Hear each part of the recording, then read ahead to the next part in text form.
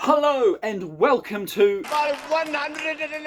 Classic Doctor Who Review and part 1 of the E-Space Trilogy. Story time! If you want to skip it, jump to this point up here. And yeah, real quick before I dive into it, I need to address the two comments calling me out rightfully for not recognising Jacqueline Hill in Miglos. I don't know how I didn't recognise her. I thought she looked familiar, but yeah, I didn't realise that Barbara was in Miglos. My bad. Right, you know what to do if you want to skip straight to the review. Let us proceed with story time. I haven't gone fully into my past history collecting Doctor Who DVDs, because it's probably a topic for its own separate video one day, but I will briefly talk about how I got this one. Basically, in the early 2010s, here in New Zealand, the bookstore Whitcoulls was the only place you could buy Doctor Who DVDs for an absurd price. Thankfully, massive retail chain The Warehouse, basically New Zealand's answer to Walmart and Target, did eventually start stocking them at like half the price. It was great. Sometimes cheaper. And I remember getting a gift voucher for my birthday or Christmas one year. I knew right away what I wanted. I had already sussed out this cool-looking box set that would always taunt me on a shelf whenever I went to the store. Probably because it was green. As we've previously established, I like the colour green a lot. But the next time I go in, it's gone. So, I talk to the store person at the counter, and they tell me that the system says it's still in stock, but it's not out on the shelf, so it must be in the dreaded out the back. Of course, being a dumb teenager, I asked if it would be possible to go and grab it. After all, despite being a junior in high school, I had already had a supermarket job since I was 13, and we would grab stuff from out the back for customers all the time. They politely told me it would be nearly impossible to find, so they took my details and said that they would contact me once it was located. I didn't know how it could possibly be so difficult, but I didn't make a fuss because even as a teenager I knew to respect retail workers. Well, inevitably it was located and I got to buy it. But not with the gift voucher I mentioned earlier, because I actually forgot about the E-Space Trilogy and accidentally spent it on a Surf's Up and Open Season PSP movie game combo pack for $50. Whoops. I did go on to 100% both games, though. Remember the good old days of actually completing video games. These days I'm lucky if I even start a game I've bought. Anyway, for what it's worth, the DVD box set was cheaper than the PSP combo pack, so under $50 for 3 Doctor Who DVDs was a steal at the time. Even more so today, given the impossibility of buying them in New Zealand.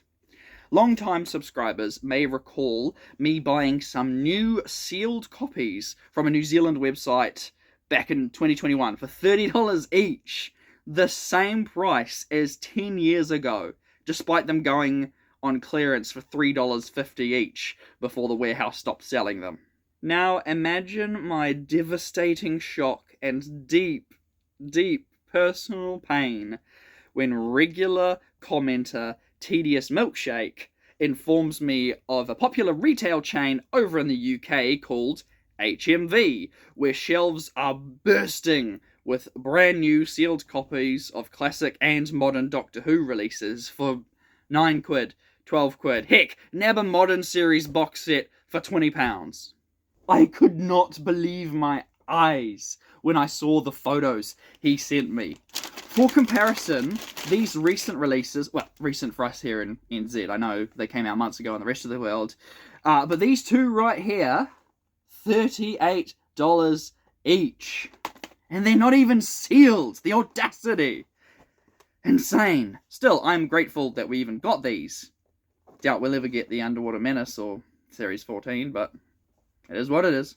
Oh, and to circle back to full circle back around to the warehouse in 2010, fast forward a few years, and I would end up working there myself. Yeah, small world. And my goodness, for fellow hospitality and retail workers like myself, when you think of something as being out back, you think of a small, cramped room or series of rooms jam-packed with stock all over the place, or neatly compiled in said small rooms.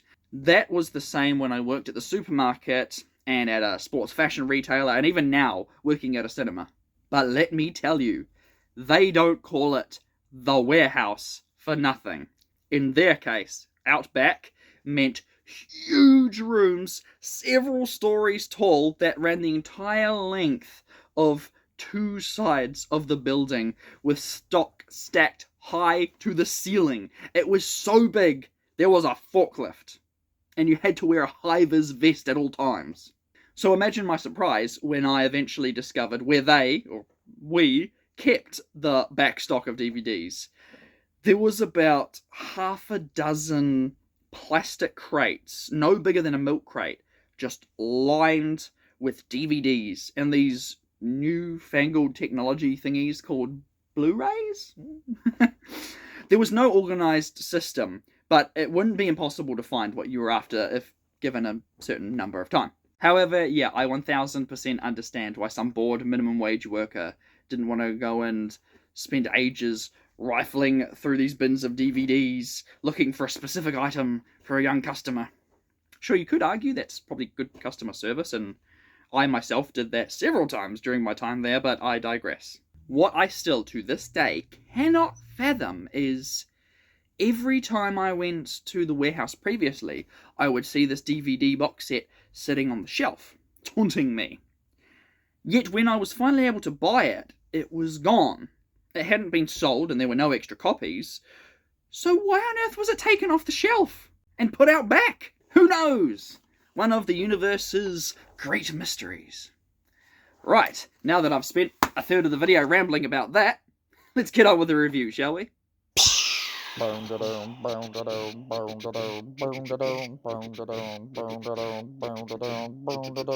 in the 80s. Full Circle is a 4-part serial from 1980, debuting today, actually. How about that? 25th of October, 1980.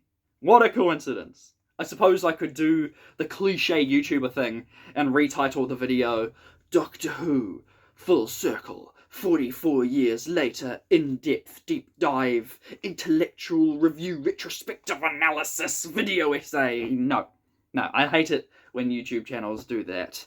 It's so unoriginal, yet it's infuriating because it works. Sorry, getting distracted again. Gordon Bennett, even on a freezing cold day, I still end up overheating while filming these. I blame the hat and the scarf. Our story begins immediately where the previous cliffhanger tease left off. At the end of Meglos, the TARDIS receives a communication from the Time Lords. They are wanted back on Gallifrey immediately. Turns out they want Romana back. I know, fair enough, I suppose. I mean, she was originally only supposed to be an assistant to help with the Key to Time and Black Guardian situation, which even the Doctor acknowledges. He also mentions looking forward to catching up with Leela and the original K9 Mark I, directly referencing the events of Invasion of Time. Hooray for recognised continuity. Although he does go on to say something along the lines of, "We can't resist a call from Gallifrey now, can we?" Are you sure about that? Are you sure about that? Are you sure about that? Yeah, sorry, I hate to call you out, Doc, but are you sure about that? I'm pretty sure that's all your first couple of incarnations did. Anyways, Romana is none too pleased with the idea of returning to Gallifrey, which could be surprising for some. It's not super obvious if you're watching this serial in isolation, but taking into context the wider narrative, and of course being helped by watching these week after week like I've been, this shows genuine character growth for Romana. She started out as being very prim and proper, a little bit of a stuck-up know-it-all, with lots of book smarts but no worldly experience. But now she's developed a spirit of adventure and loathes the very idea of returning to her life on Gallifrey, left to study books for years. She longs to see the universe and to stay with the Doctor. Romana has never left a particularly strong impression on me, both Romana 1 and 2, but it's small moments like this that I think will go on to help me to remember her character. Anyways, is this the first time we've seen a TARDIS bedroom on screen? I mean, we know it's got swimming pools, a library, a bowling alley, so it's, naturally gotta have bedrooms in it, and no, those horribly, ugly, uncomfortable-looking chairs from Edge of Destruction don't count. Either way, come on, Romana, chuck a couple of posters up, will ya? Regardless, after the TARDIS mysteriously flies through a green screen in an attempt to repair the TARDIS console, the Doctor blows up a part of it. Again, starting to become a bit of a habit there, Doc. Though at least the TARDIS hasn't died in a while. I kind of almost missed the old, oh my goodness, the TARDIS is dead. But what is a sad habit that continues is my boy K9 getting destroyed again. Poor Pooch gets decapitated this time. And he had such an awesome theme music too. Oh no, I forgot the hat. The immersion is broken.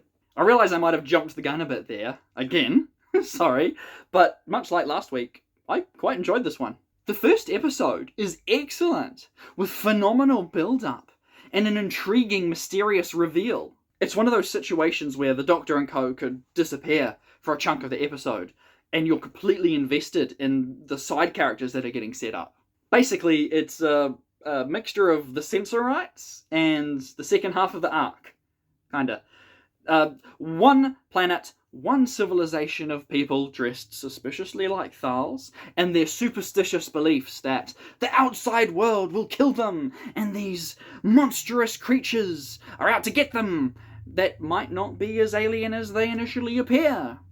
Keeping it vague for the sake of spoilers. And those monsters, man, they are some insanely, intricately detailed creature designs. They probably gave some kids some serious nightmares back in the 80s. But for me, I was more freaked out by those fake-looking alien spiders. Something about, like, the really bad, low-budget way they're moving just makes them more creepy. Ugh, yuck. But, yeah, I really liked this one. It kept my attention. I could follow along easily despite my lack of focus. The characters were interesting. The mystery of what the creatures were, what the fog meant, what the whole deal was with the spacecraft, and of course, the big TARDIS mystery were all super compelling. I was genuinely curious about the society's hierarchy and what secrets the leaders were hiding and why. Just an overall good time for me.